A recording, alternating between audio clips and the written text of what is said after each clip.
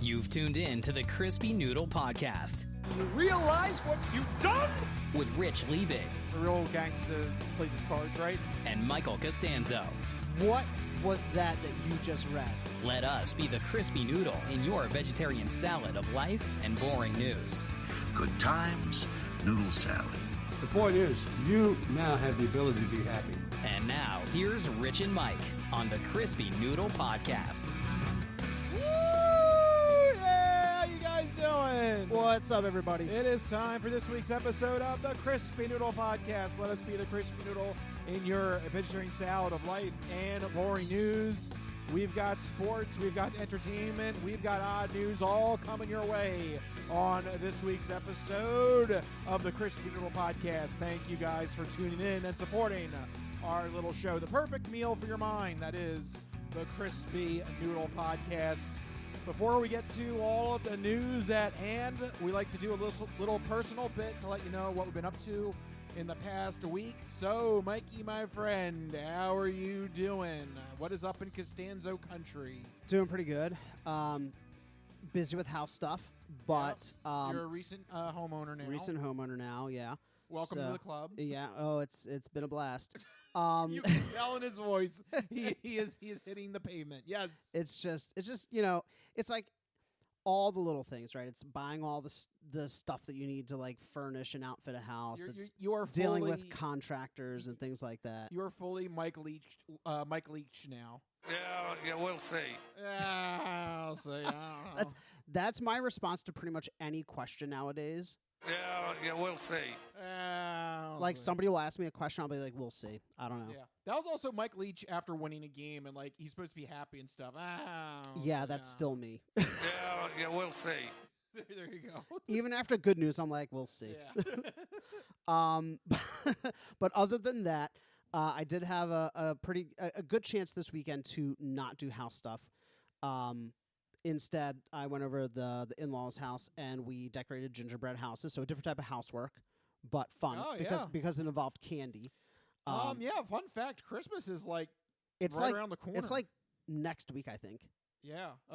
Wait, is it actually next week? Yeah. This episode comes out the 17th. Yeah. So I'm usually on top of things when it comes to Christmas. I shopped at all. Me neither. Like- Whoops. It's gonna be gift cards for everyone. Yeah. Sorry.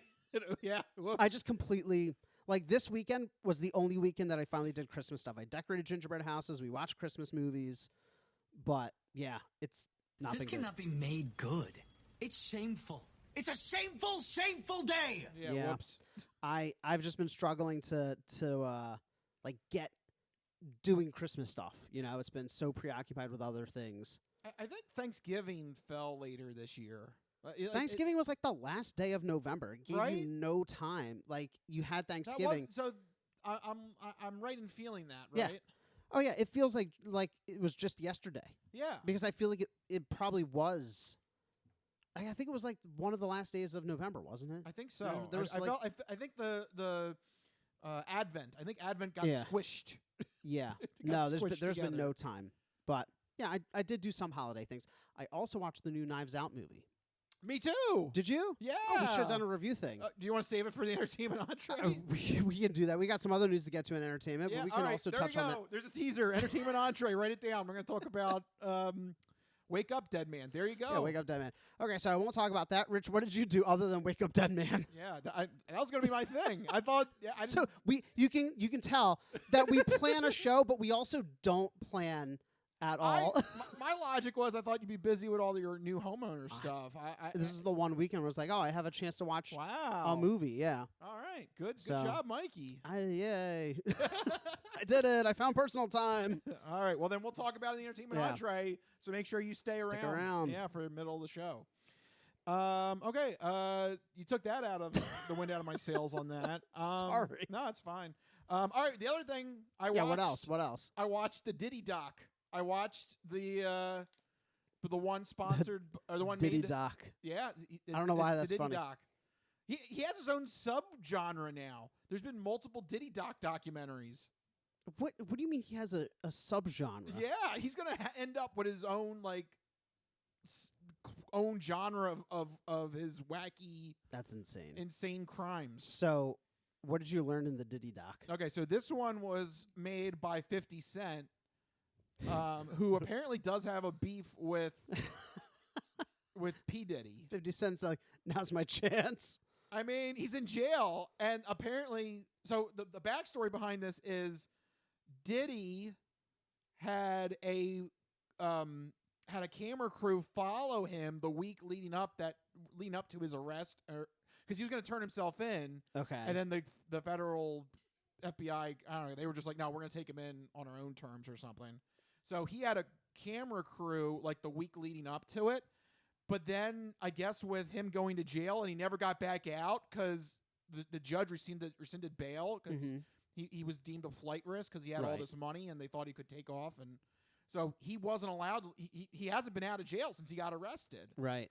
So he never paid the camera crew. Oh. And they offered to just put it up to the highest bidder, and 50 Cent bought it. Wow. So how do you like that for your enemy? Like, why? So you're going to turn yourself in, and you have a camera crew following you, because I guess he's like, oh, I'll find a way to make money off this, or to sell the story. I think he was trying to make himself babyface. I think he was trying to make him seem like, oh, I'm an honest guy. I'm trying to go in. I'm trying to. He's trying to soften the blow. I'm trying to play by the rules. I'm trying to be the nice guy. Yeah, that works so well. No, yeah, because now the camera crew that never got paid literally just handed 50 Cent's documentary team all the raw footage, and they chopped it up to make him look.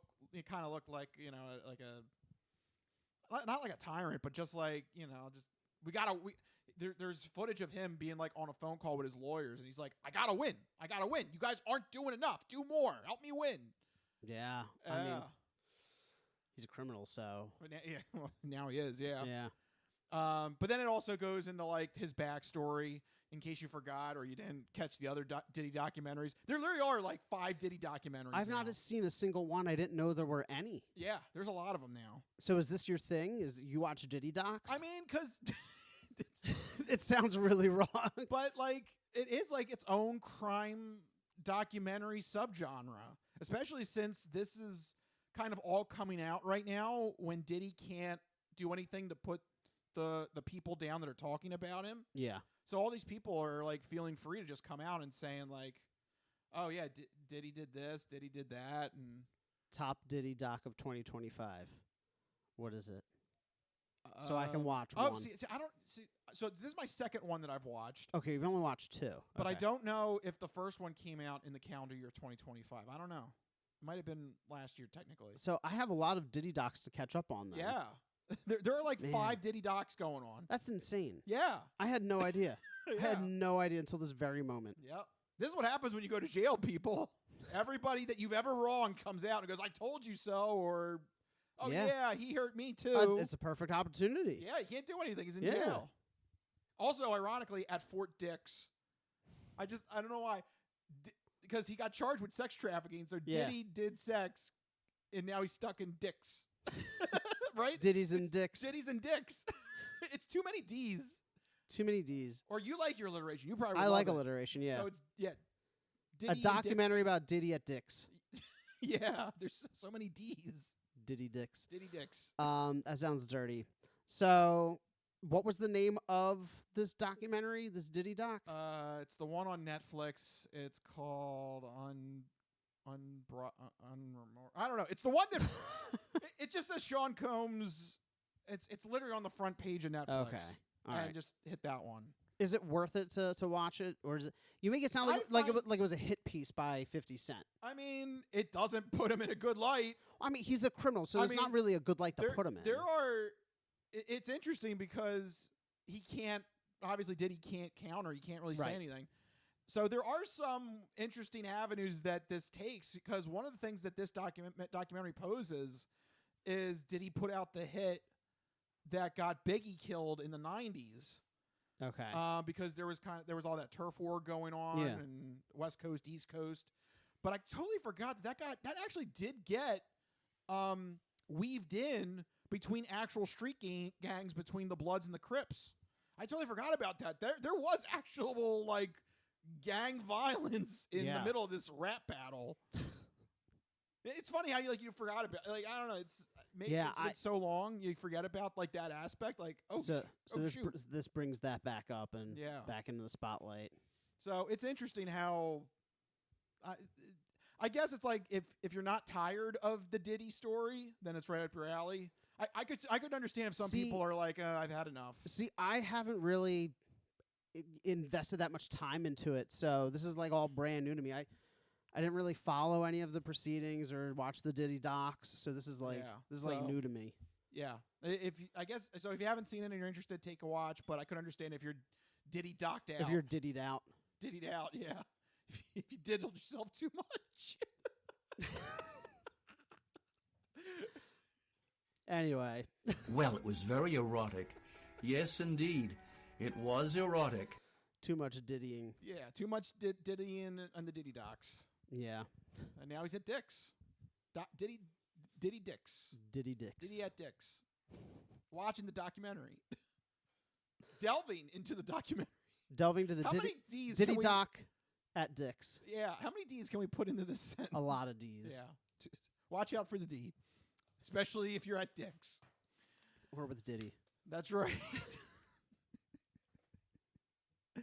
Oh, that's bad that you mentioned that, because there's actually, somebody claims that. Yeah. Oh. Anyway. Anywho. Well, it was very erotic. Yes, indeed. It was erotic. All right, let's leave the Diddy Doc world. We got actual news to get to. One more thing is going to be interesting is after all this news that comes out about Diddy, he's going to come out, he's going to get released in 2028, I think is what the thumbnail said at the end of the thing. Okay. So he's, it's not like a lifetime sentencing. He's going to come out relatively soon, 3 years. Yeah. What is he going to try and still try and spin this in his favor? Like, I don't know. It'll be interesting to see if he tries. I mean, he'll still have money. He'll still have connections. So maybe. He'll also be pushing 60 when he gets released. He better not be trying to do rapping. Just ride off into the sunset. Just take your money, leave. Yeah. Watch yourself on the Diddy Docs and just remember the good days. He's just going to put it on repeat. Yeah. All right. Yeah, let's officially leave the Diddy Doc world. We got to get to other stories. We got news to get to. So let's launch into the first batch of topics. It is time for the Sports Sampler. It's time for the Sports Sampler. So you're not good at sports. It's a very small part of life. Sports. In your face. All right, there you go. Officially in sports territory. A interesting update to the Notre Dame snubbing scandal that we had last week. Notre Dame was consistently in the top 10, 11 rankings of college football analysis all throughout the season. And then when it was time to make the college football playoffs, the committee left Notre Dame out of the postseason. And as a result on that, Notre Dame got very angry. They felt like they were bamboozled. What's the point of the rankings anymore? Basically is that. And they decided to tell everyone that we are taking our ball and going home, and telling everybody that they're not even playing a consolation bowl game. The bowl games, yeah. Which that is a loss for college football, because you would have at least gotten hundreds of thousands of viewers for any Notre Dame game. Oh yeah, the ad revenue of airing those bowl games. Yeah. So Notre Dame is trying to hurt the NCAA and the playoff committee with their decision here. Well, it seems like it's working though a little bit. So the playoff committee decided to offer Notre Dame a potential solution into the future, because they can't change it now. The games are set. Everything is in motion now. Yeah. There's nothing they can do. Look even worse if they're like, never mind. JK. Yeah. You're in the playoffs. Yeah. So they can't do anything about this season, but they offered a very interesting Band-Aid, if you will, to this scenario. You put down bribe, which Is it not, though? That's interesting. That's an interesting choice of words. Is it not, though? I guess. Well, tell the people, and then we'll let them decide. So the NCAA and the College Football Playoff Selection Committee offered a solution that if in the future Notre Dame ranks in the top 12, they will automatically get a bid into the college football playoff because they don't have a conference or anything like that to fight for right now, which is the college. Right now is like the conference championships right now for college football. So they offered them, all right, so if you rank in the top 12, we will automatically give you a place in the college football playoff. That's quid pro quo. That's a bribe. They're like, appear in the bowl games, and you'll get in. Well, I don't think if you're good enough. Well, they can't. No, same thing on their end. They can't change their mind now. All the bowl matches are set. Right, but in the future, it's kind of a you scratch our back, we'll scratch your back situation. Oh, so you're saying this is for next year? Yeah, Please don't skip out on bowl games after this year. Yeah. Okay. All right. I guess you could maybe that. It seems a little bribey to me, which is why the other schools are understandably upset. Yeah, the other schools do. Basically, the major schools they absolutely don't like this plan at all. This cannot be made good. It's shameful. It's a shameful, shameful day. You could tell something's a bribe and untoward if everybody else involved is like, hold on, that's not cool. Yep. Because according to insider sources, other colleges, most notably bigger ones, we're just going to leave it at that because I can't tell you. We can't say which one specifically, but we have an idea. It would be the big ones. They don't like this plan because basically they don't get a special privilege for this. Yeah. You're telling me that Notre Dame gets this special rank in the top 12. This is classic overcorrection. They're like, okay, we messed up, but don't worry, you'll get in even if you can bypass all of the other rules and regulations we have set up that apply to none of the other 100 NCAA teams. Yeah. This is overcorrection. Why can't they just do the top 12 teams, boom, playoffs, be done with it? This is the problem. How do you rank the top 12 teams? I know. It's still inherently subjective. It's a bunch of sports writers. Everything is flawed because they don't have a standardized system. The colleges themselves are allowed to make up their own schedules. So That's the craziest thing, which is the second point here. Right. So this is what we're going to get to. So basically, if this goes through, reportedly other major schools are, quote, going to be willing to remove, unquote, games against Notre Dame from future schedules in protest. Notre Dame ends the season with a 4-0 record because they got removed from everybody's schedule. Undefeated! Woo! But and then how does that ruin things? Some sports are going to be like, well, they're undefeated. Oh, my God. Or I've never seen a record like this before. Where does the insanity end? Just listen to Chip Kelly. Never thought I'd say those words. Listen to Chip Kelly. Make the Super League, Super Conference. The more that this drama happens with the college football playoff committee, the more I am in agreement with you. I think Chip Kelly was on to something. I don't understand why it's such a hurdle to make a Super League. I understand college football fans are going to be like, but the tradition, but the rivalries. You can still have your rivalries. Nobody's taking your rivalries. You know what I mean? I guess it depends if they make the Super League.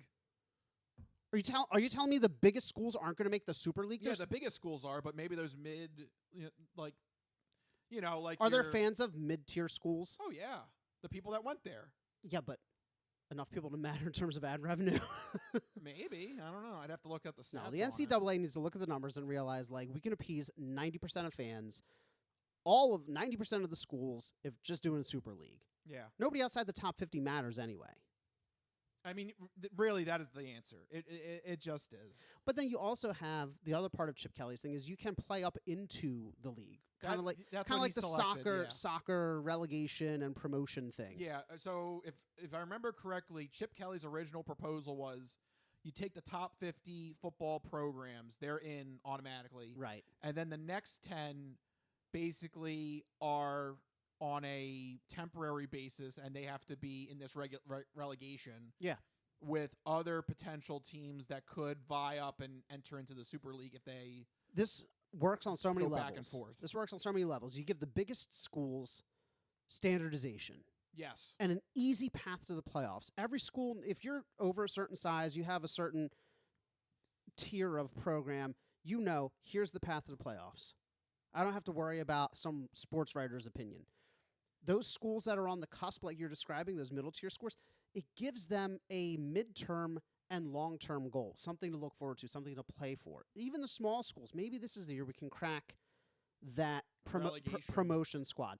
It adds an extra little flair to it, another little element of surprise and what's the word I'm looking for? Hope, variables, whatever. I don't see a negative, and the rivalry stay intact, right? All the big schools are still playing each other. I think for the most part. I mean, I'd have to go through I couldn't name more than 5 schools, myself, so I'm not the one to ask. But I feel like the 50 biggest are going to cover most college football fans. I think so, and most programs. Yep. And expand it to 60, do 70, like whatever the number needs to be. Just do it. Just be done with it. Standardize it. Right, and then from there you create a certain way that the schedules are made up. So you know what it also does? It creates an easier pathway for new fans. Yeah. It's hard to explain some of this stuff with the NCAA. I look at college football, I'm like, no, thank you. That seems crazy. Yeah, it's a little... Too many schools, too many divisions, too many conferences. Why do I got to watch the Tostitos Bowl? If my team wins the Tostitos, what does that mean? We're 2 times Tostitos Bowl champ. What does that mean? Woo! You get free Tostitos for life. Okay, say you're, whatever school, an Alabama fan, and you're arguing with the Ohio State fan, and you both played. You played the Tostitos Bowl. He played the Toyota Bowl. How does that compare? Well, now they're trying to integrate that with the playoff system. So maybe you could say like Alabama won the Rose Bowl. It's the dumbest pissing match I've ever heard of. Just standardize and be done with it. I'm so tired of college football. Yeah. They don't need to have 1 foot in bounds for a catch, please. Yep. Boy. I'm tired.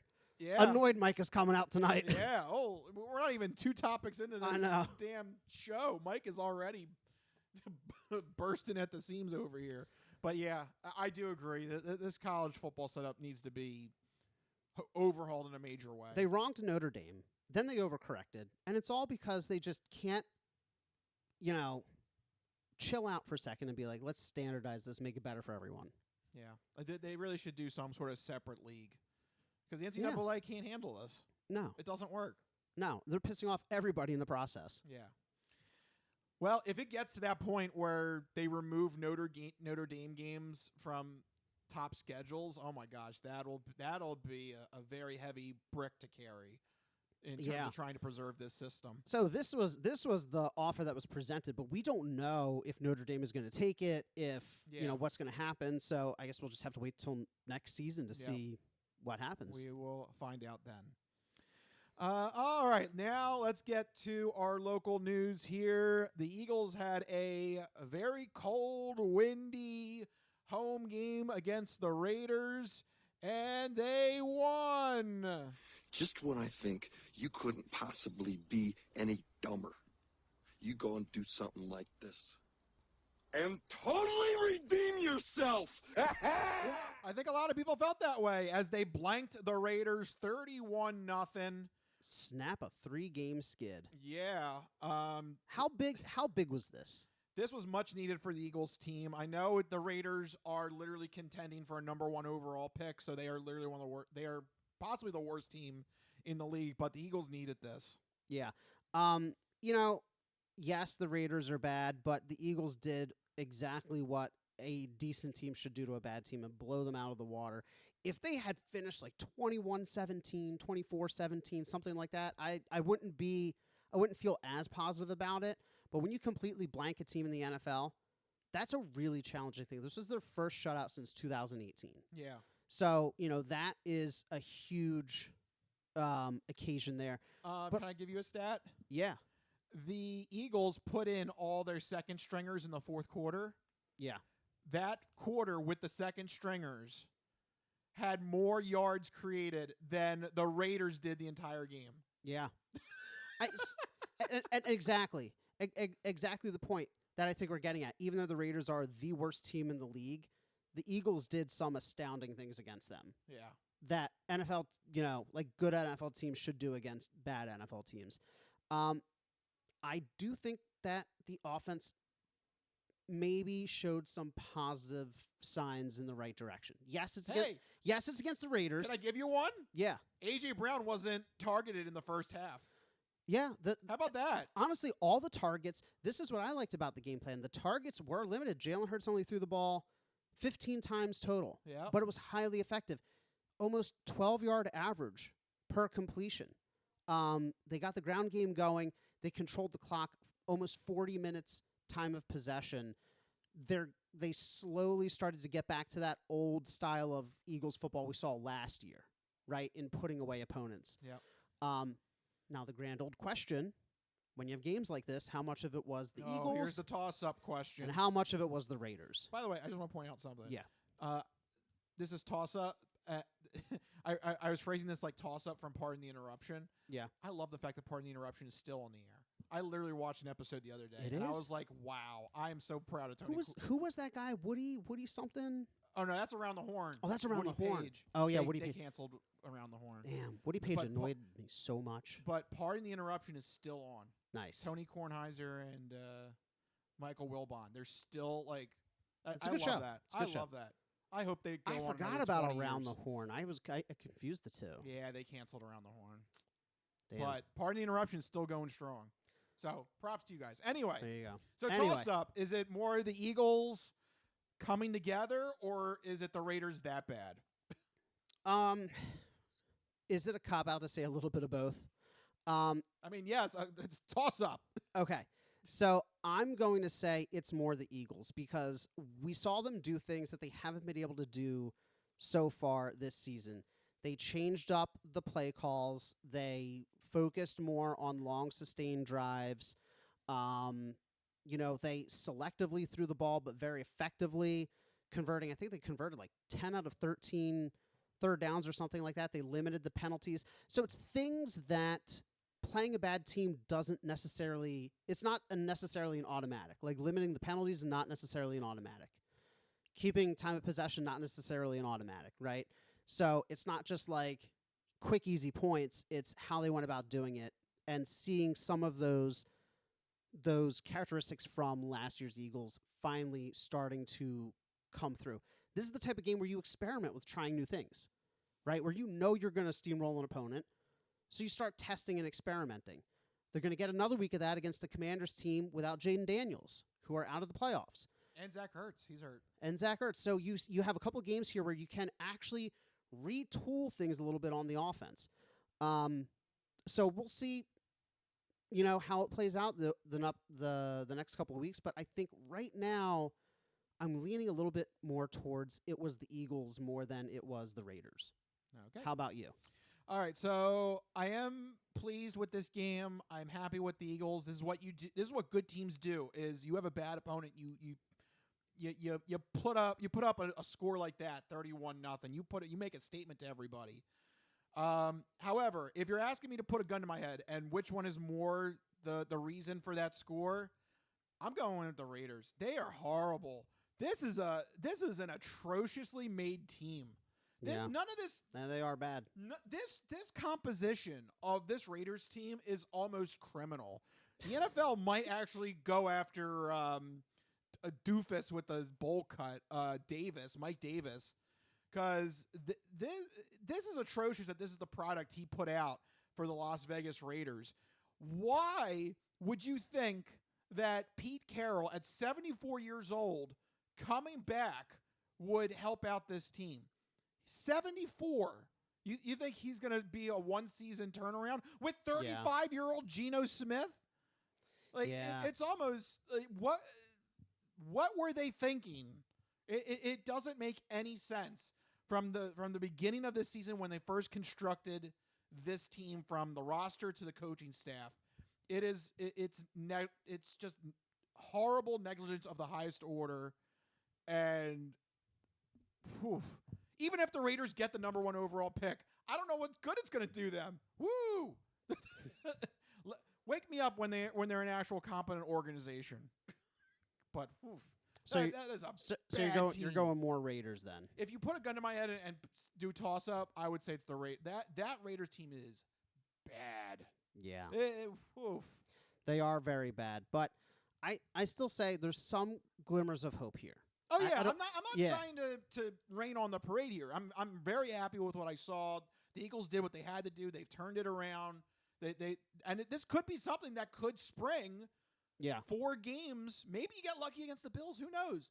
maybe you turn it on at the right time. Yeah, and you maybe you pick up some momentum going into the playoffs. That could happen. But oh my God, this Raiders team is atrocious. Yeah, they don't have, and I don't know how they're going to get better. They have some pieces. They have the running back Genty. They have Brock Bowers at tight end, who's a very good talent. Max Crosby. So they have like individual stars, but it's more than just having individual pieces. You have to figure out how to put them all together and get them to work together. They haven't done that. Yeah. So get Pete Carroll out of there. The dude is 74. Yeah, you got to rebuild fresh and not try to like rehash old things. Yeah. 74. I didn't realize Pete Carroll's that old. Yep. He's like one of the oldest coaches. He is the oldest coach. He is officially the oldest. Yes. Wow. I thought Andy Reid was. No. Close to it though. I don't know. I think he is. I don't think has Andy Reid hit 70? I think he is, but I don't think so. But I know he's the. No, he's 67. There you go. That sounds about right. That's weird. I thought they were like flipped. No, Pete Carroll is old. Yeah. He had a 6-season stint in USC. Everyone forgets about. Like we've been so used to him being at Seattle. Seahawks, yeah. Before that he had 6 years at USC. Wow. So yeah, he's been around for a minute. Yeah. An hour. Possibly the end of the hour. I don't know. He's old. 74.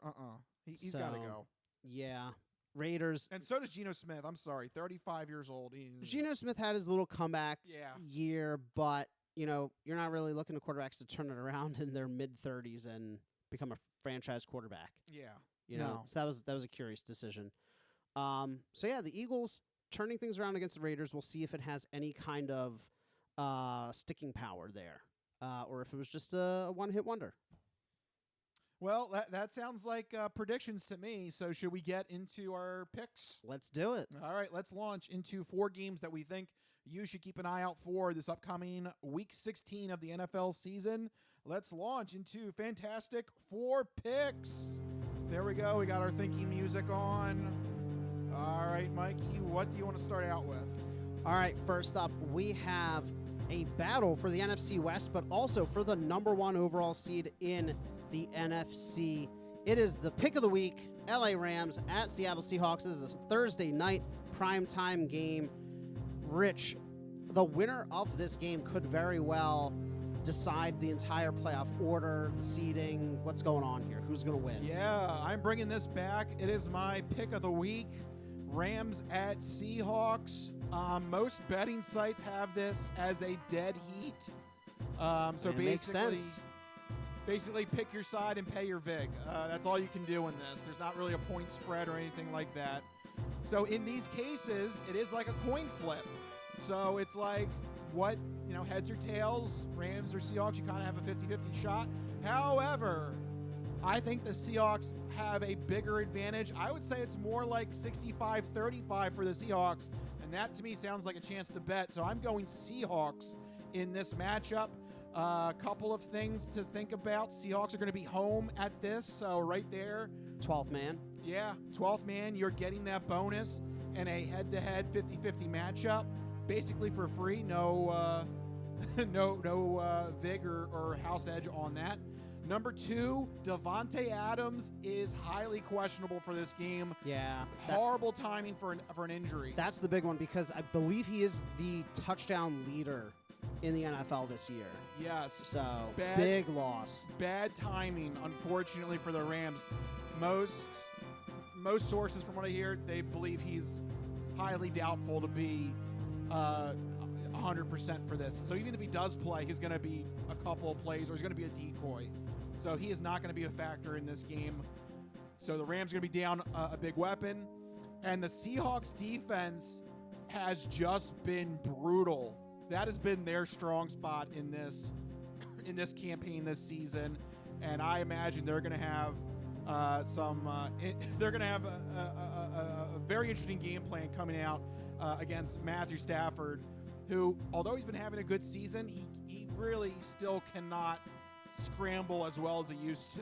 He's getting up there in age. Yeah, so I think the Seahawks defense is going to be on show, and I think you're going to see a good performance from Sam Darnold. I mean, his only mistake game was the one that they had against the Rams earlier in the season, and I think Darnold has corrected his mistakes. He really has not thrown many turnovers since then. So I really like the Seahawks here, especially on a 50-50 proposition where there's no point spread. I'm going Seahawks at home.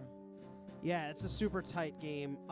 For me personally, the injury to Davante Adams is the biggest thing. He is the NFL leader in touchdowns at 14. Huge part of their offense. I know everybody points to Puka Nacua because of the just production in terms of receptions and yards, but Davante Adams is the one bringing them down for touchdowns.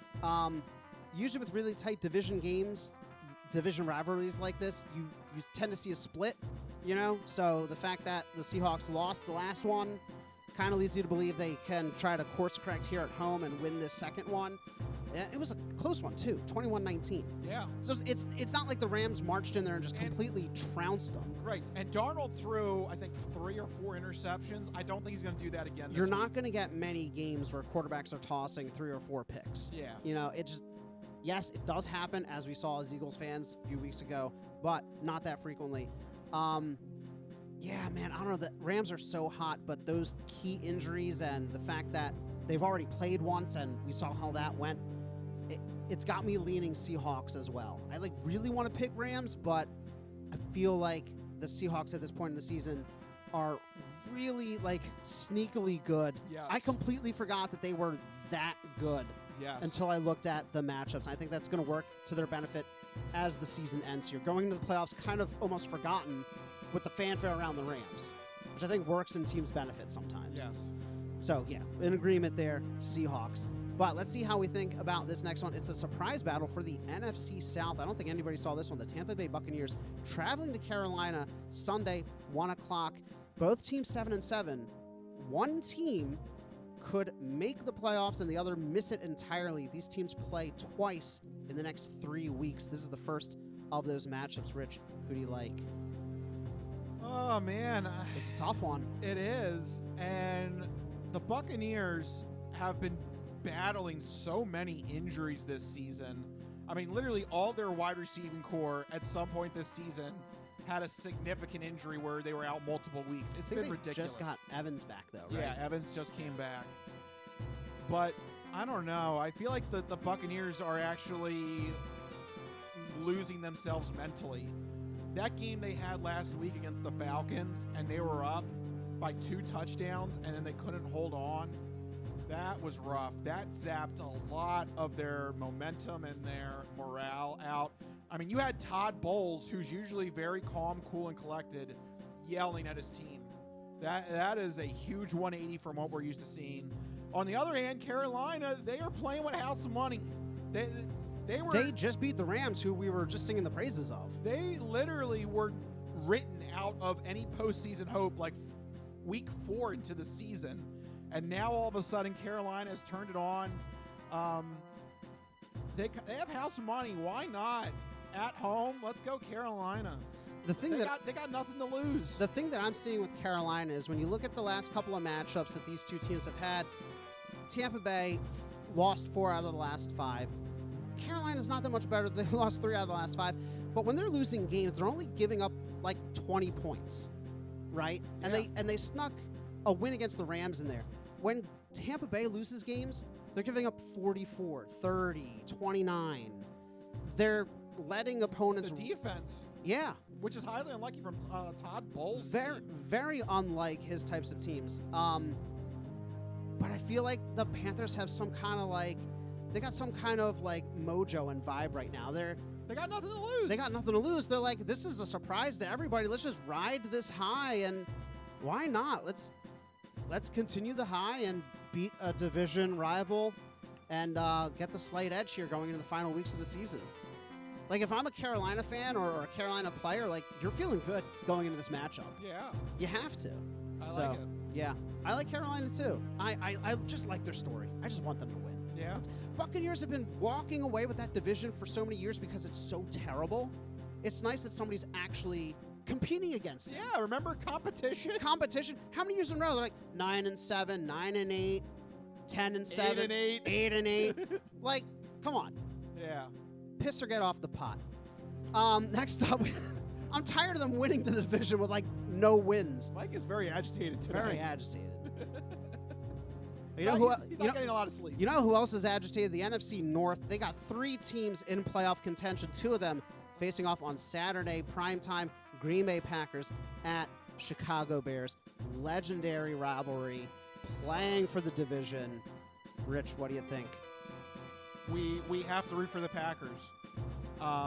Yeah. Because as Philadelphia fans, we have to. Yeah, Philly unfortunately lost to the Bears, so if they finish as a division team, we are definitely not climbing up the seeding chart for the playoffs.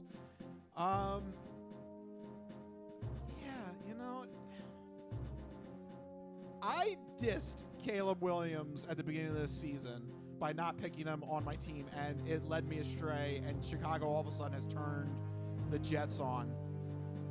But I don't know. Micah Parsons is out, though. Michael Parsons out the whole ACL tear. That does change Green Bay's trajectory here. So I'm just going to say Chicago. I don't want it to be true, but Chicago, again, just like the Panthers, they're kind of playing with house money here. Yeah. Nobody expected them to do this. Micah Parsons is out, done, rest of the season. Like, he's not coming back. Bears at home. I think they lost the first one to Green Bay just a few weeks ago. So, again, like I said, division teams, you have a good chance of splitting. Something about it says Bears to me, and I don't like it, but... I'm in the same boat. I don't want to say it. You didn't want to say it. I could tell. You were dancing around it. It just bothers me. I had a chance to draft Caleb Williams, and I passed on him. I'm like, what are the chances Caleb Williams is going to have a bounce-back season this year? Sometimes don't go with your gut, is what Rich is saying. Yeah, Chicago.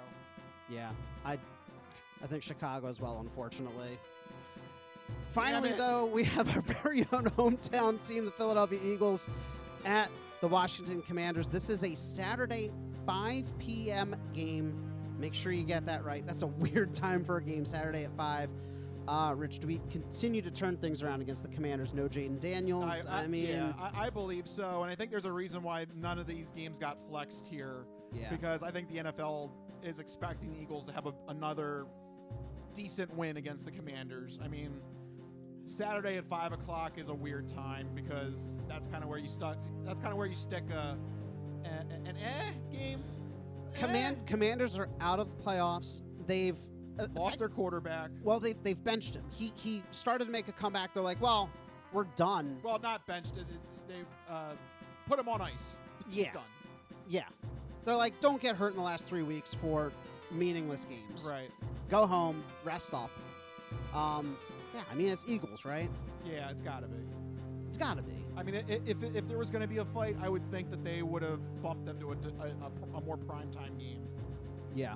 So, yeah, I think it's Eagles in this one. Yeah, I don't want to say easy win because this season has been anything but that. However, things are shaping up that this should be very manageable. Yes. And there you go. That always makes me think of Madden. He said something like, it's third and manageable, and they're going to have to manage it. Yeah. Here you got 2 teams. The Washington Commanders and the Philadelphia Eagles. It should be manageable, and the Eagles will have to manage it. Thank you. That's what I was trying to connect. Thank you very much. That was our official analysis for Week 16 of the NFL. That's been our Fantastic Four picks. Thank you. I'm glad you subconsciously knew what I was trying to do there. Boom! Tough acting to acting. Brushing off the old Madden impression. Well, you got the mind meld. It worked out. I'm so happy. What was that supposed to be? I don't know. At first, I thought you were going to try and do an Al Michaels, but then it just kind of turned into just. Now, I always liked the guy before Al Michaels. I forget his name now. I don't know. I can't remember. It's going to bother me now. But he was just very plain. So, like, when Madden would go off, he was just like, Thanks, John. Let's go back to the action. And here we have a third down. Third down. And yeah, it's like two opposites. Oh, that's going to bother me. I can't remember his name now. Do some more Madden. I'm gonna look up. No, I want you to. Oh, sorry. you I was do the Madden. researching No, Guy before Al Michaels. Yeah, you do the Madden. Well, here we got Rich. He's going to do some research. He's pulling up the computer. He's typing away. And usually when you're typing, you make words. I don't know if he's making words over there. He's going to take his hand. He's going to go across the keyboard. Boom, right there. Hits the buttons. Let's see if he's got an answer. Let's go to the field. Oh, Pat Summerall. There you go. There you go. Pat Summerall would be like the straight man to Madden, who would just be like that is not who my Google search turned up with my search term. Well, then you Googled wrong. I know. Thank you, John, for that lovely take. Let's go back to the field. Like you'd very much like just. He's almost like questioning his existence. Like, why did I get partnered with this guy? He's tired. Could you imagine doing like a 5-hour broadcast with John Madden? Tell me that wouldn't lead you to drinking. That would be a lot of mental gymnastics you're going to have to follow. Oh, man. That'd be rough. You're constantly doing math because Madden's like 80% of football is half mental, and you're like, carry them on 40? Thanks, John, for that lovely math analysis. It pulls a flask out. Didn't he have a drinking problem, Pat Summerall? I believe it. Oh, God. All right. Yes. We better head to a break before I commit libel, slander, both. Liberals print, slander is spoken. Slander. Also, they're dead. So, I mean, what are they going to do? Come back Also, from the they're grave? dead. Their estates could come after us. Their estates? Yeah. No, they're EA okay. Sports is going to get us. Oh, EA Sports. Oh, great. Yeah. Good. Just what we need from the Saudis. I was going to say EA Sports sponsored by Saudi Arabia. Yes. What? It's true. It is. It's in the sand. I don't know. It's in the sand. I don't know. We got to come up with a different tagline. Yeah, I don't know. Yeah, I don't know. Work on it. But for right now, we'll take a break to recover. We went on Madden mode. When that happens, all of a sudden everything goes out the window. We gotta reel it in during our break. But don't go anywhere because we still got the entertainment entree. We are going to talk about Knives Out, the latest Knives Out movie, Wake Up Dead Man, and some other things. So don't go away. We still have plenty more shows still to come. This is the Crispy Noodle Podcast. We'll be right back.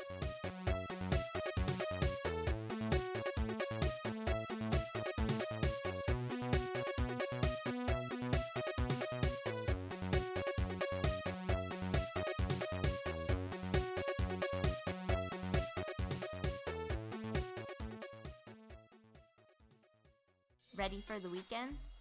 Happy Friday. Hi, my name's Marie, and I'm an artist who's been making Happy Friday doodles every week for over 7 years. And now you can own my art collection in this Volume 1 and Volume 2 art series. These doodles span across multiple themes, yearly festivities, various countries, languages, and more. Both coffee table books have something for everyone and are the perfect conversation starter or gift for a friend. Really, anyone who enjoys a good weekend. Available on Amazon, Ingram, BookBaby, Barnes & Noble, and more. Visit happyfridaydoodles.com/books and get your copies today. Let's celebrate the best day of the week. Happy Friday.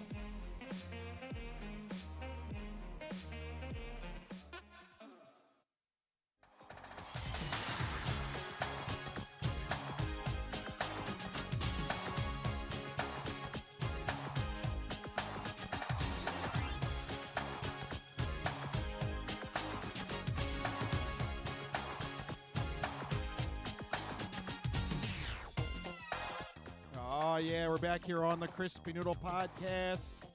All right, we left the Madden zone because otherwise the podcast would go off on a tailspin. Oh yeah. So we're leaving that, and we are going to enter the next zone, if you will, the entertainment entree.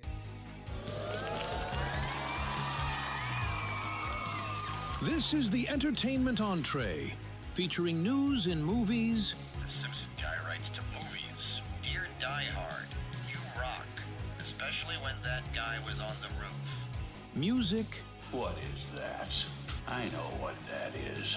That's music. Video games. Do a barrel roll. To barrel roll, press C or R twice. Celebrities. You really know Warren Beatty? Yes, I do. I took a leak next to him once at the Golden Globes. And more. Do the all singing, all dancing crap at the world. It's time for the entertainment entree. All right. Where do you want to stick reviews? You want to do reviews right now? We can do reviews right now. Okay. Yeah. I'll let you gather your thoughts for a minute because there's something else I forgot we need to review. Oh, okay. And that was Saturday night's main event. We talked about it for a little bit. Is it going to be John Cena's last match? Well, he had his match against Gunther. He lost. He tapped out, which is his first tap out in like 20 years. He's going to go out on a tap out? Yeah, which is interesting because his whole slogan was never give up, and then he gives up. Are you implying what I think you're implying? That he's not going to go out that way? No, I think he's serious. I'm gonna He's go. just gonna go out on a give up. Yeah, I'm gonna go with this is legit.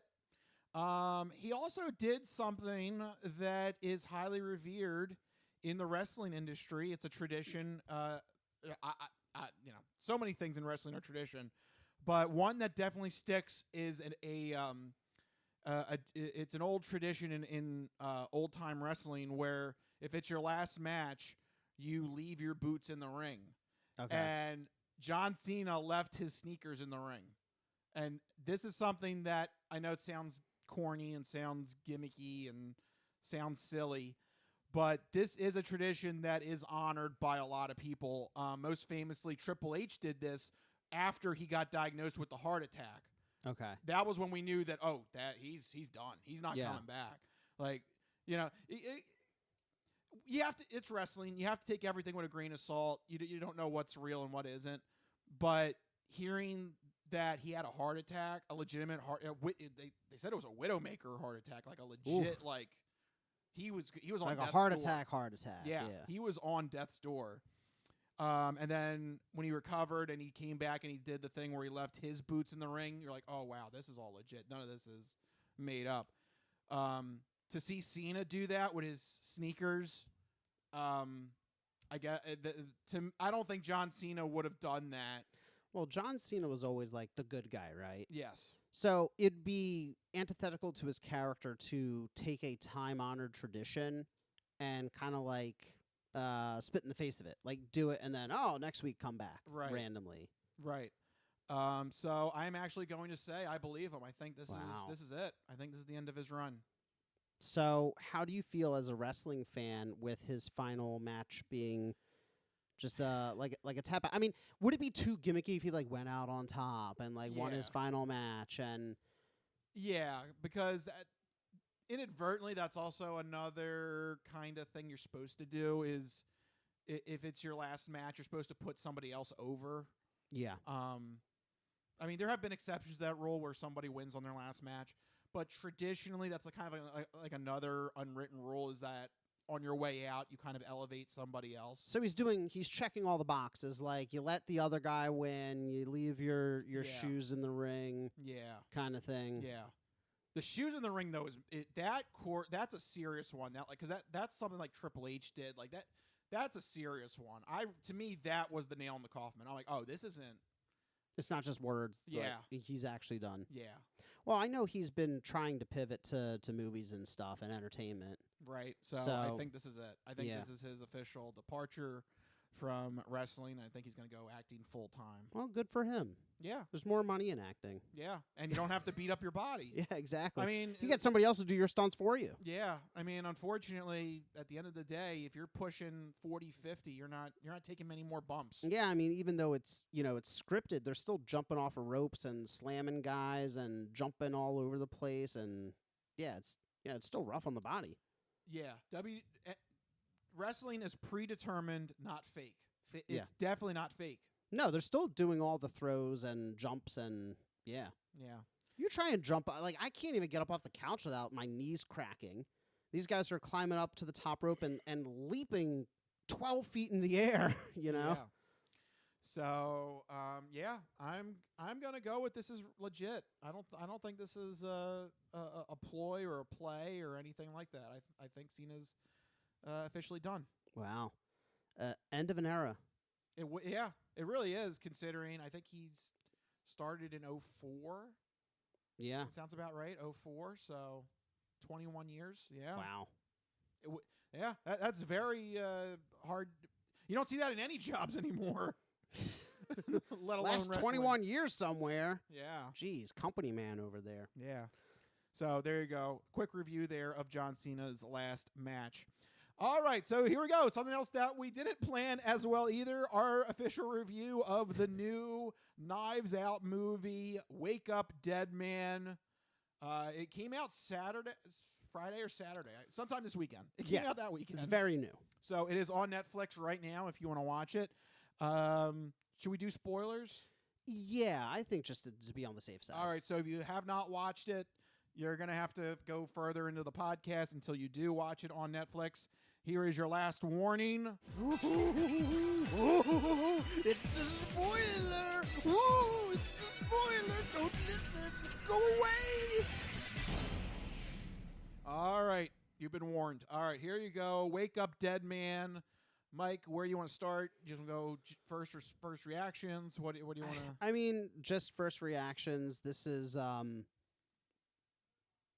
enjoyed it. I loved it. Yeah, I enjoyed it. This was, I think, a great, little mind bender mystery movie. I thought it was better than the second one. Yes. The second one seemed very haphazard to me. This one kept me guessing, and I liked the way that. I know we played the spoiler, but I don't want to spoil too much. I like the way that they kind of had every theory I thought up along the way. They kind of incorporated all of them at once in a weird kind of way, like the body switcheroo, somebody from the inner circle did it kind of thing. There was already a thing inside the room, all the different theories that they listed that you could think of. They kind of did it in a way where it kind of tied them all together in a way, in one grand conspiracy, which I kind of dug. Yeah, and I also like that there was a backstabbing within the conspiracy. Yeah. To me, that added. I don't know why. To me, that added almost a sense of realism. The plan could go wrong within the people that you trusted. Yeah. To do the deed. Yeah, I also really enjoyed the religious backdrop of it. Yeah. Was kind of fun too. Yeah. It was different. The second one, I feel like we'd seen something like that before. It's and then there were none. Everybody gets together on some rich person's island, and then they slowly get killed off kind of situation. That's been done before. Yeah. But and I guess religious mysteries have been done before, but I still think it was a little bit more unique than the second one. Just the setting and the vibe of it.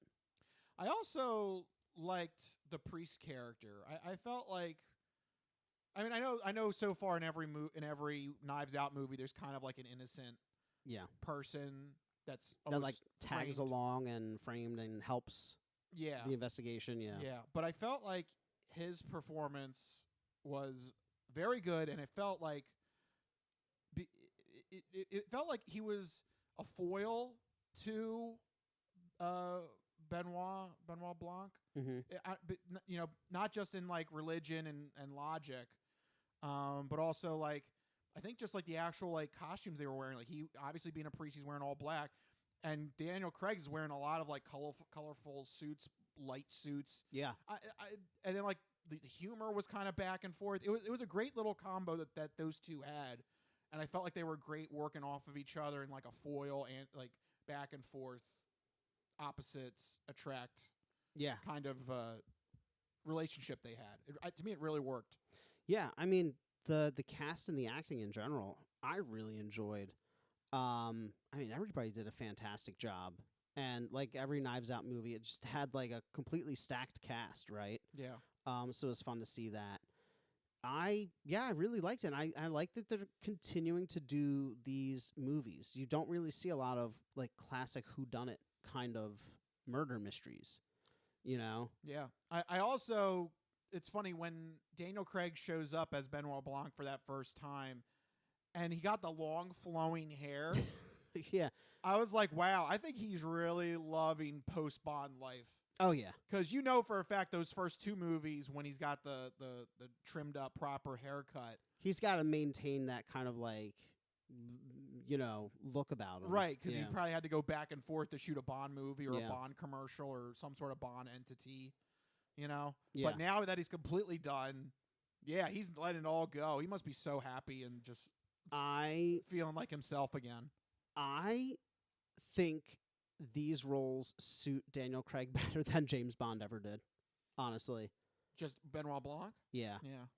He really seems to be enjoying himself. When you watch a Knives Out movie, like, he gets to emote. Yes. James Bond doesn't emote, like, at all, and I get that's part of the character, but, like, Daniel Craig in these roles is always so much fun to watch because it looks like he's having fun. Yes. And when the actors and the characters are having fun, you're having fun. Yes. So, yeah, I mean, it was just a super enjoyable movie. Kept me guessing the whole time. Yeah, it was just, honestly, there weren't really many negatives for me. Yeah. I don't think there were any negatives for me. Yeah, I enjoyed it. I also loved, I also really enjoyed Josh Brolin, excuse me. Josh Brolin. As the crazy priest guy, That was he did such a good job. That was a role, man. Yeah.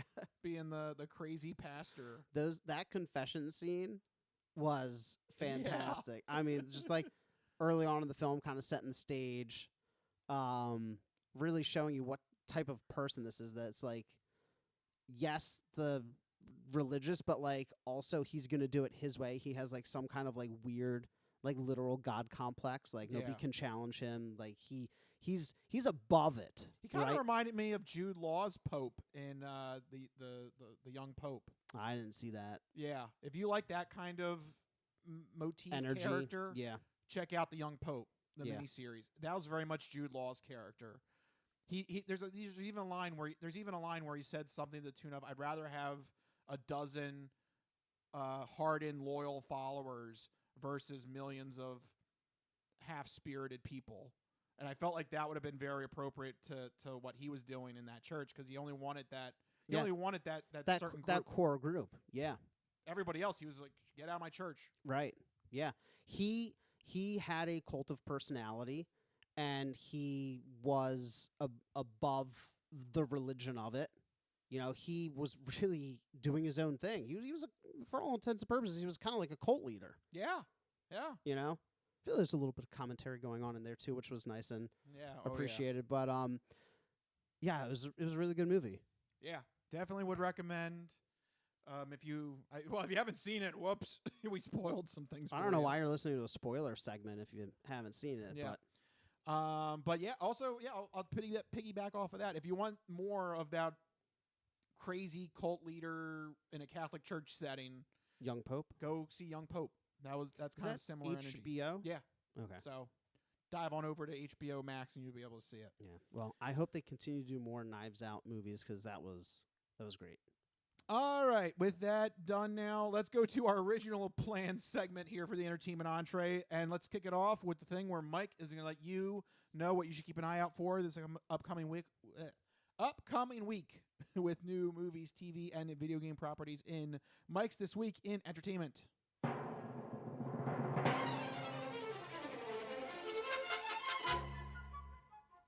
All right, Mikey, what do you got for the people? All right, first up, in movies, Avatar, Fire and Ash hits theaters this week. This is the third movie in James Cameron's Avatar series.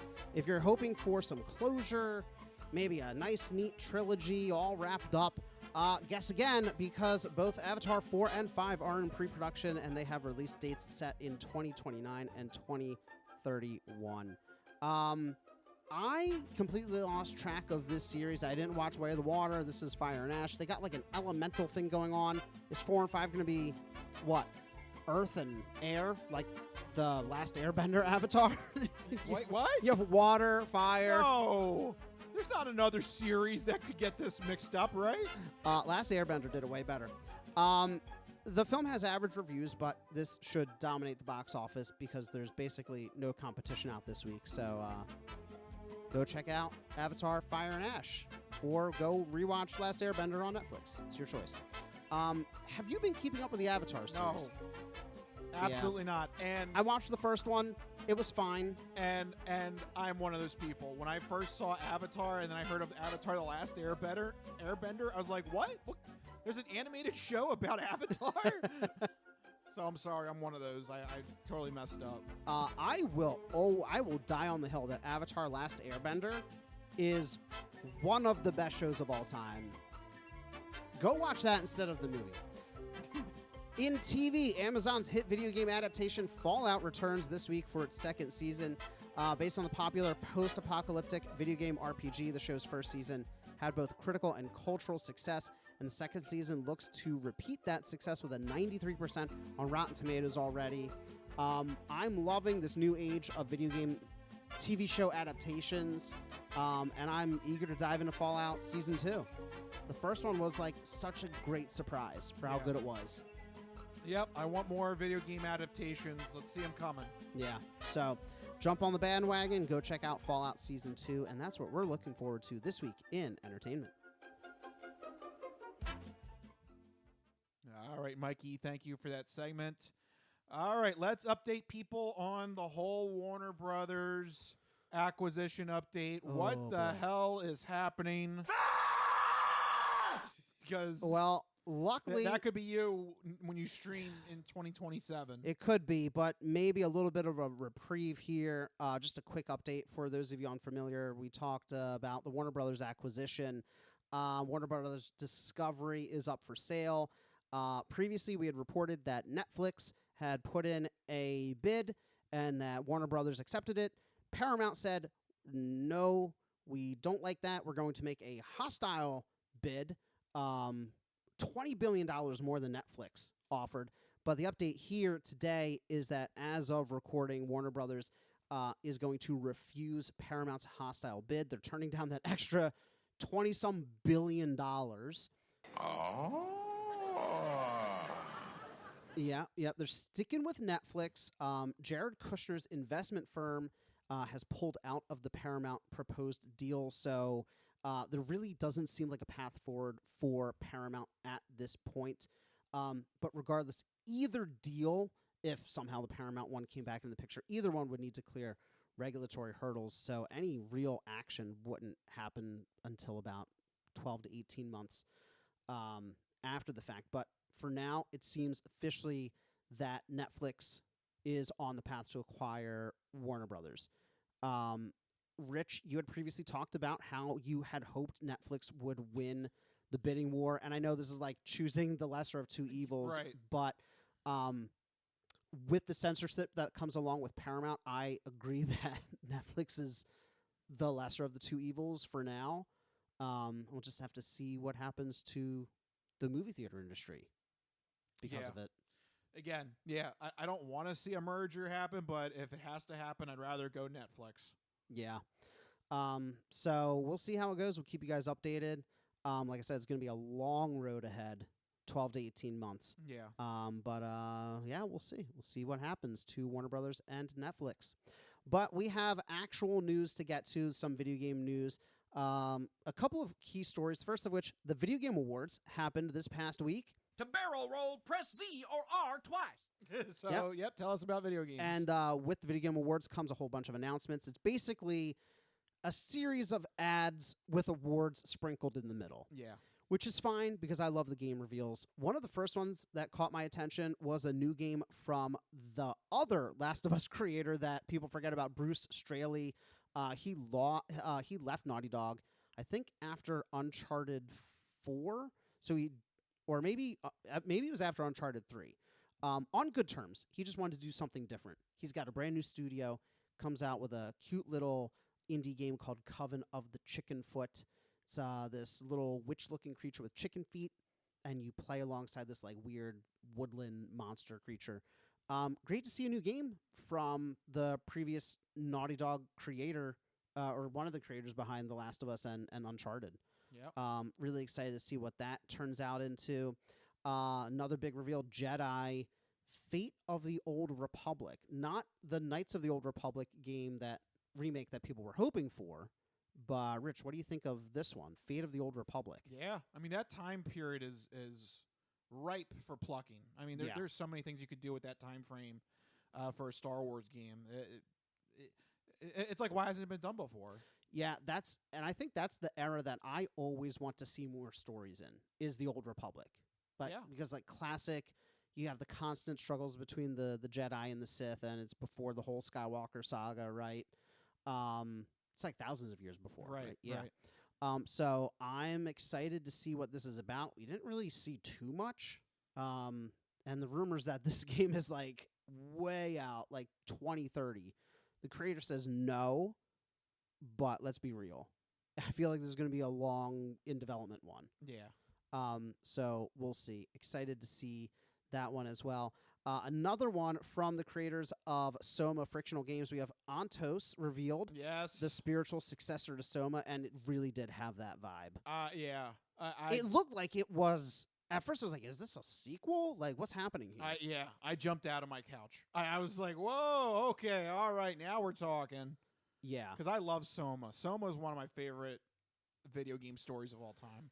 Every once in a while, you think back to the story and how it ends, and it's just it's Chilling. one of those games that sticks with you. Yeah.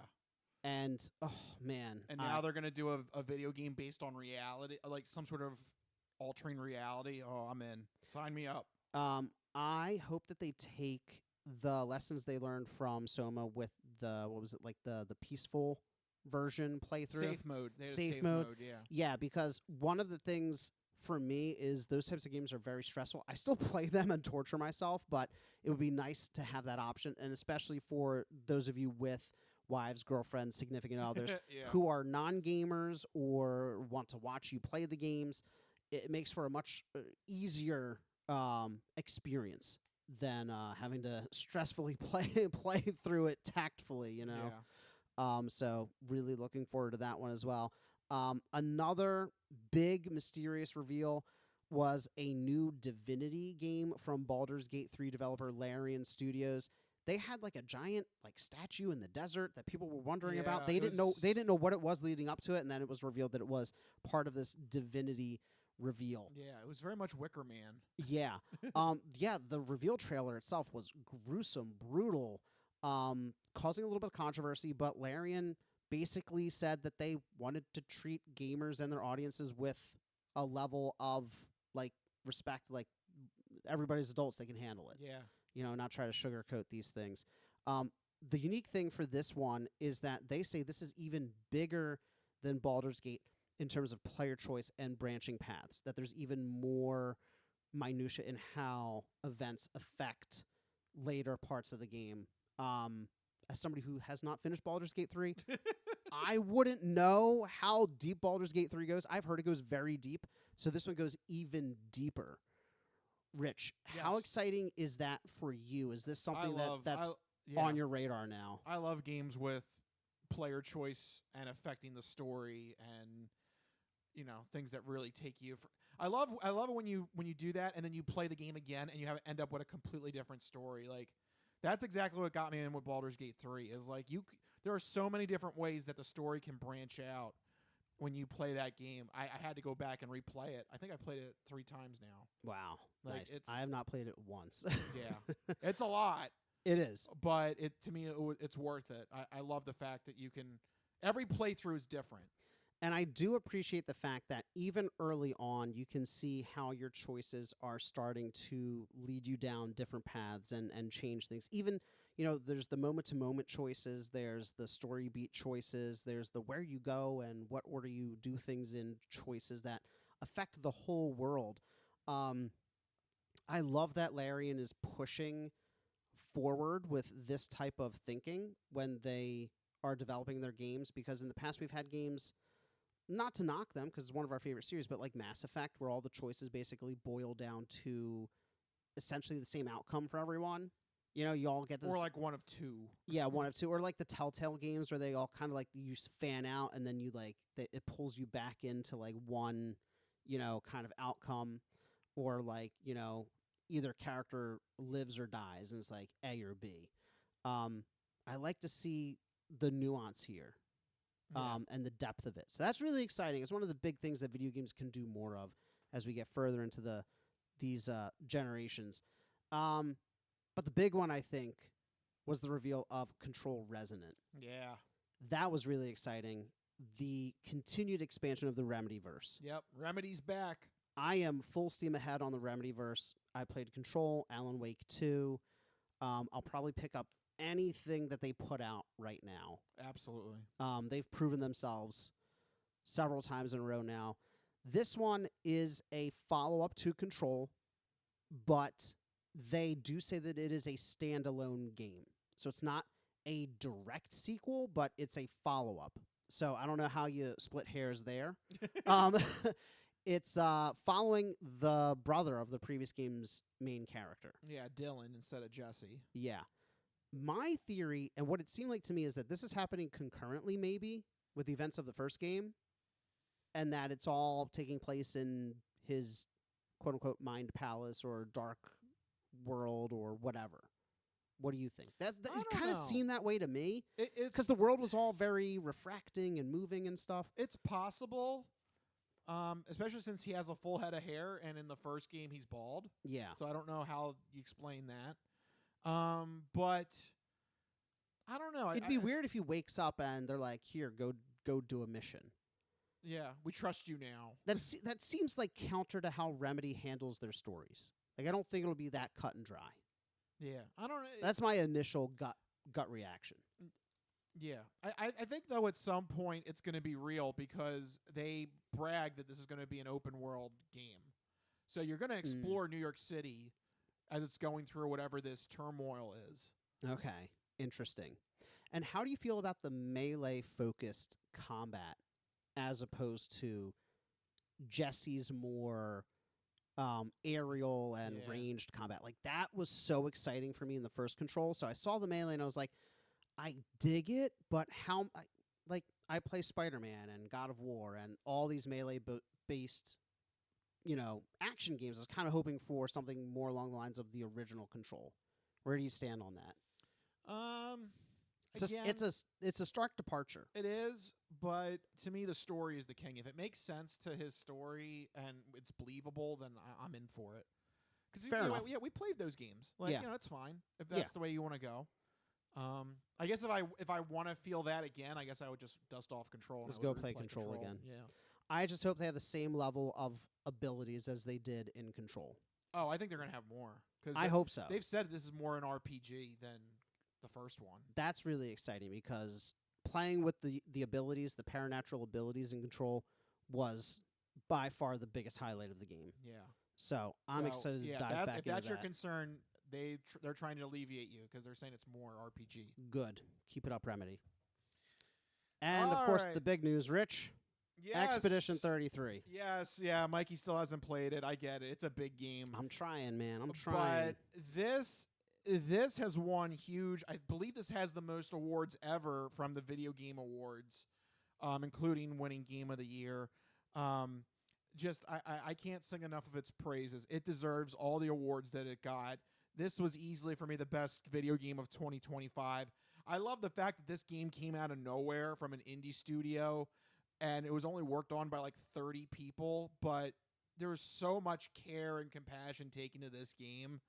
The characters are amazing. The story is one of the best video game stories I've ever encountered, and I'll defend that. The story it should be a movie. It should be its own franchise. This story is so good, and the voice acting in it was magnificent as well. Obviously, you can attest to that from the award that went to Jennifer English for Mael. She won that category as well. I don't want to spoil anything for Mike, so I just want to say that it's a fantastic game. It's worth every minute of your time.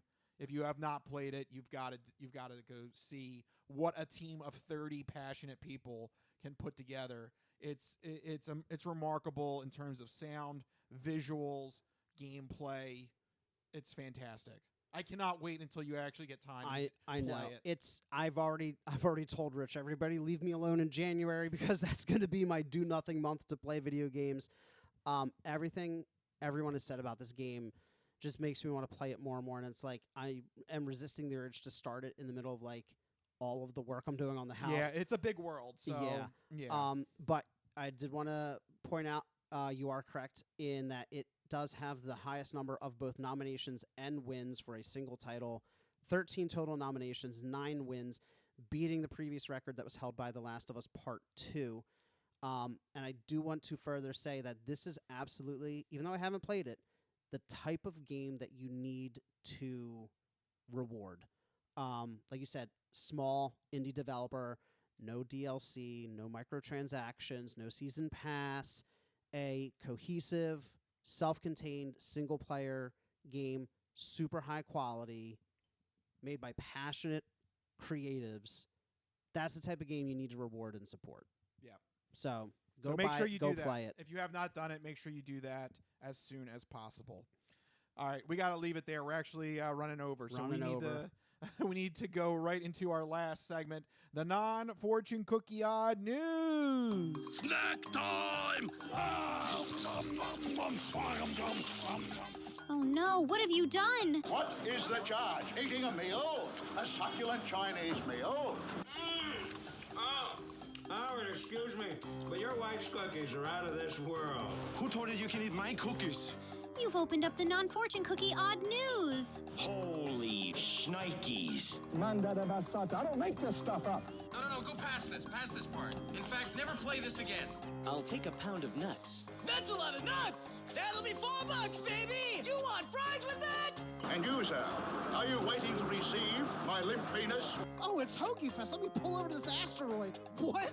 This is the non-fortune cookie odd news. Oh, these cookies! Put that cookie down! Now! What does Rich have in store for us? So sit back, get everything you need to get from the kitchen. Be sure to empty the bladders, go to the bathroom, because you're in for a hell of a ride. All right, there you go. That's right, everyone. It's time for the non-fortune cookie odd news Love here. that sound. No, it's so good. Here in this segment, Rich researches the news, he reads the news, and I react to the news. He finds a weird and wacky story, keeps it hidden from me, which ensures that all of my reactions are my genuine gut reactions to hearing the story for the very first time. I don't know what's about to happen. You guys don't know what's about to happen. And even Rich doesn't know what's about to happen because these stories always take us down wacky and wild paths. And I'm ready to get started. But where are we going? Now, who is this guy in Florida? It's Florida, and they're crazy. You know, you pointed out last week that we had gotten away from Florida a bit. Yeah, now they're coming back. Coming back with a vengeance right before the holidays. That's when people get a little weird. Yeah, that's right. Everybody's traveling. People out there on the roads, they're crazy. Yeah. I don't understand. Half the people are asleep. Half the people are, like, driving 120 miles an hour. Crazy. Well, half of the people are also driving cars they shouldn't be driving. Oh, no. You walked right into this I story. really did. We did not plan that. No. Yeah, I'll just lead it off. You just walked right into it. This story, a Florida woman was arrested on Wednesday for driving a stolen vehicle to the federal courthouse where she was on trial already beforehand. Oh, my God. No, God! No, God, please, no! No! No! No! It's about to get all stupid up in here! That's not the kind of holiday 2-for-1 deal that you want. What are you thinking? Like, I'm just going to collect all of my sentences in one court appearance? Oh, man. So originally, what was she? Yeah, what was she originally? Yes, originally she had a role in a conspiracy that defrauded millions of dollars from government COVID relief programs. Wow. So this sounds high class. Like, yeah, wow, she had this little helped out this little scheme going on to embezzle some money. So that was why she had to go to the federal courthouse. Okay. This was a federal charge being levied against her. According to police, she was just mere blocks away. This is LaToya Clark, by the way. I forgot to give her name. She was just mere blocks away from the U.S. District Court in Fort Pierce when a license plate reader flagged her vehicle as being stolen. It's about to get all stupid up in here! She's a kleptomaniac, so she stole the money. She stole the car. What else has she stolen? Police say that it was a 2025 Ram ProMaster. What even is that? I don't know. I've never even. That doesn't sound like a car. That sounds like something else we need to be aware of. Well, it was very erotic. Yes, indeed. It was erotic. It's a van. She stole it. A 2025 Ram ProMaster vehicle. It's like an airport shuttle. Maybe she was already getting ahead on her next business. No, Rich. I wish there was opportunities like this where I could have my computer attached to the video. Look at it's an airport shuttle. She literally stole an airport shuttle. Yeah. She was If you showed up to a court hearing in that, yeah, I would immediately think that you stole it. Nobody drives that as their personal vehicle. She's starting her next business immediately. Apparently. She knew that this was going to go south. She was going to start her business right away. It's just absolutely. Could you imagine driving that casually as your vehicle? That must be tough to park. Yeah, it's too tall. Yeah. I just picture any big airport shuttle. It's that. Crazy. So, yeah, she was driving this to the federal courthouse. She was pulled over by a sheriff's deputy at 8:30 in the morning. She exited the vehicle. That's when Clark told the police officer, "Oh, are you escorting me to the federal courthouse?" Escorting you? This cannot be made good. It's shameful. It's a shameful, shameful day. Yes, of course. You're very important. Come Yes. right this way. Yes, that's why I flagged you. Yes, we got to get you to the courthouse immediately. What does this person think that people just go out of their way to escort every person who has to appear at court? No. It's not at all what you think. You're here to escort me. So according to investigators, they were able to determine that Clark obtained the Ram ProMaster vehicle 2 months ago in a rental from U-Haul. And she failed to return the vehicle. Oh, come on. What are you doing? It's about to get all stupid up in here. That's just lazy. That's just lazy. I thought I just accrued. I thought I could just give it back when I'm done. Right. It's like a library book. You just you take it out again. Yeah. My God. So this was a rental that she just kept. How oblivious are you? Jeez. It's I understand forgetting to bring back. This is going to date me. Bringing back the VHS tape to Blockbuster. Old. And they charge you an extra couple dollars. This is way different. This is a whole vehicle. Yeah, that's not how this works. The late fees are crimes.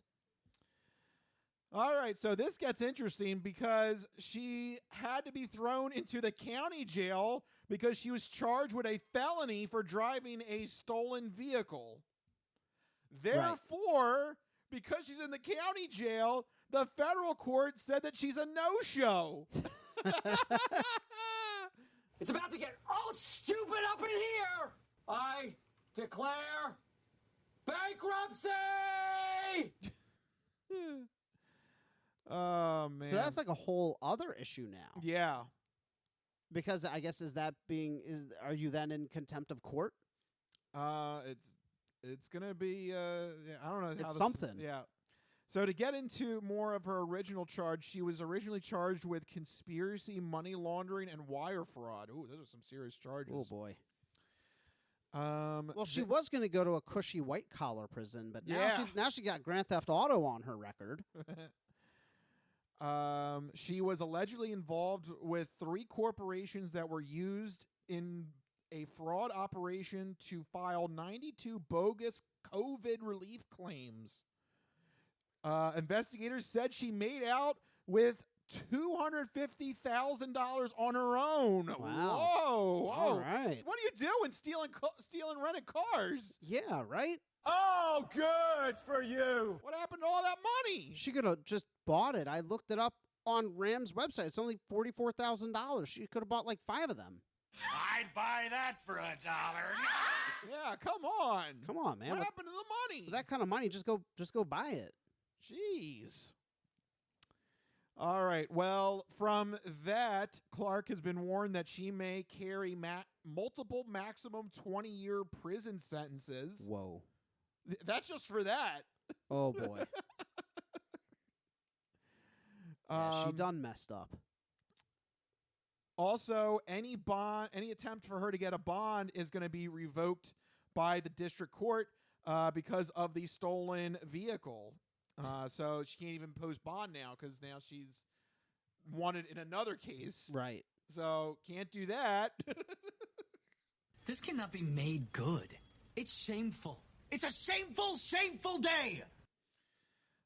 So she's going to have to deal with she has to deal with both cases simultaneously. She has to deal with the county case with the stolen vehicle, and then her original federal case regarding the fake COVID conspiracy claims.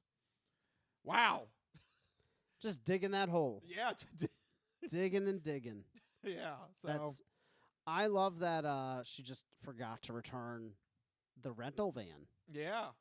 Like, I don't know how you wake up in the morning, you go down, like, oh, I got to go pick up some groceries. You go outside, you see your car, and next to it, you see this giant airport shuttle looking thing. and you hop in, you're like, oh, time to go to the Acme. I can carry so many groceries. I carry so many groceries. Yeah, right? Why doesn't everybody do this? How do you don't forget. Like, I understand. Like, again, my example, you leave the VHS in the VCR, or you misplace a library book, you put it back on the shelf and you forget where you put it back. But how do you forget a minivan sized object? Yeah, it's just sitting outside. It's like hulking. It's huge. It's a windowless kidnapping van. Like, how do you? I really think she thought like I could just return it later and just pay a penalty. Probably. I can't imagine she forgot it. No, you're probably right in that she's like, oh, I'll just pay the penalty. Right, I'll return it later and we'll work out a deal or something. But like, did they discuss that up front? No, probably not. No, I don't think U-Haul would just allow you to walk out with the vehicle if they thought that was the case. I have not rented a U-Haul, but I assume there's some kind of paperwork where it's like you need to return this on this day. Yeah, or else. Right, or else it's stolen. Yeah, I'm assuming there's an or else part, and because U-Haul is just meant for everybody, they probably have it like in bullet points, right? It's probably not like real fine text. It's like bring it back, or we're gonna get you. Yeah. I'm saying I feel like it's pretty clear. One way or the other. Well, also, it's not pretty clear to this lady. She thought the cop pulling her over was going to escort her. Oh, thank you. Yeah, she's in a special state of mind. Yeah, she's a special person. Because, again, the logic there is like, do you think that everybody going to court gets a personal police escort? Ah. What kind of world is this? There's like, you must be my escort. Thank you. Oh, yes, of course. The court sent me a personal escort to the courthouse. Like, I mean, I have to go to the federal court, you know. It's a big deal. I'm surprised she didn't think that they were, that they weren't going to send like FBI agents to like bring her in. She's that important. She watched the Diddy documentary. That's what it is. She was expecting way more. Right. She watched the Diddy documentary and she saw. But she's not Diddy. Right. But she thought she could have been Diddy, and she thought she was going to get the same treatment. She's like, I could be Diddy. I could have a Diddy doc. Yeah, I should have a Diddy doc. I could have a Diddy doc at Dick's. Right. There you go, bringing it full circle to the beginning of the show when we mentioned the Diddy Docs. Beautiful. Crazy. There you go. That's what I have for you this week in the non-fortune cookie odd news. Accidentally stolen kidnapper vans. What a special lady. And I don't know, just that set me over that she thought like, oh, you're my escort. Oh, thank you. Naturally. Of course. Yes. Right. Come this way. But again, dig further. I'm gonna get off at this exit. How did they know to intercept her there? Yeah, like do they? Yeah, all the cops have like special GPS equipment, and they're all waiting. She's entering the zone. She's entering the zone. We have eyes on the eagle. Intercept. Yep. Let's get her in. Assume escort pattern. Like, what is this operation? You think you're the president or something? Like, come on. She led 3 companies, so maybe that's true. Maybe technically she was the president for one of the 3 companies. Maybe. Very important business lady. Right. She's doing business. Yes. Kind of. Kind of. Not exactly. But there you go, folks. That's what I have for you this week in the non-fortune cookie odd news. And there you go. We are over our limit. We got to start wrapping this up. What a show we had. Bringing it back to the Diddy Docs. The Diddy Docs. We all got to watch some Diddy Docs. Watch some Diddy Docs and watch Wake Up Dead Man if you haven't yet. And play Expedition 33. If you Do haven't done all of the above.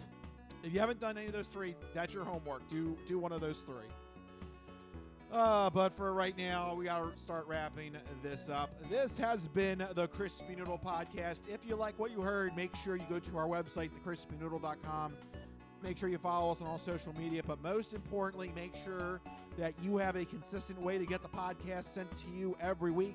Two main ways to do it. First one is on our YouTube page. Go to YouTube and search Crispy Noodle Podcast and hit that subscribe button so that you get the video podcast sent to your YouTube account every week. And you can play it on your computer, play it on your TV, play it on your phone, play it right next to your Diddy Doc, whatever your selection is, but you can do it right through YouTube. Our second main way is we put the video podcast up on Spotify, so you can watch it on Spotify, but you can also put Spotify on in the background as an audio-only podcast, and you can also take us on the go with you through Spotify using Android Auto and Apple CarPlay. So if you're driving around, hopefully not in a stolen vehicle, please, for the love of God, return your U-Haul vehicle immediately. But any other vehicle that you legally own, make sure you enjoy us with Android Auto and Apple CarPlay. That's right. So many ways to check out and get in touch with the Crispy Noodle Podcast. But if you need to get in touch with us individually to share your sports, entertainment, and odd news stories, you can find us on Blue Sky. I'm at Mikey Costanzo, MikeyCostanzo.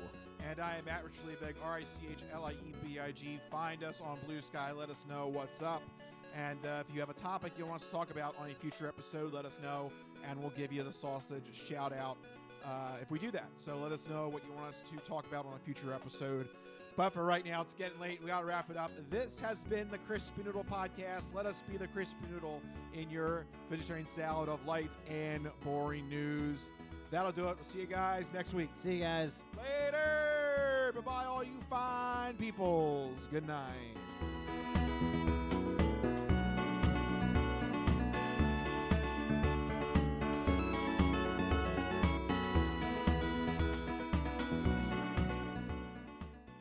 Some of us have great stories, pretty stories that take place at lakes with boats and friends and noodle salad. A lot of people, that's their story. Good times, noodle salad.